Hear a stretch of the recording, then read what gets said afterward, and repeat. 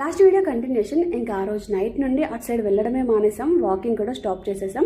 ఒక 20 days తర్వాత మా బ్లాక్లోకి ఇంకో తెలుగక్క వచ్చింది, శివలి లక్క అని చెప్పేసి. ఇంకా తను వచ్చిన తర్వాత మా బ్యాచ్లోకి 4th member యాడ్ అయింది.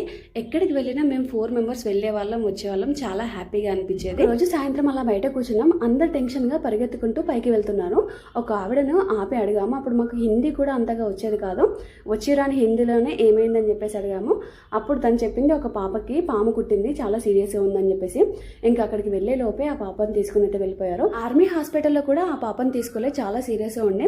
మేము ఉన్న కంటోన్మెంట్లో ఆర్మీ హాస్పిటల్ చాలా పెద్దది, ఎవరైనా చనిపోయినా ఏదైనా టెర్రరిస్ట్ అటాక్ జరిగినా కూడా అందరు అక్కడికి తీసుకొచ్చేవాళ్ళు.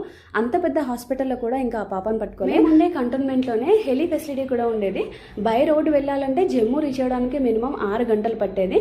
ఇంకా బేబీని హెలికాప్టర్లో ఢిల్లీకి అయితే తీసుకెళ్లారు.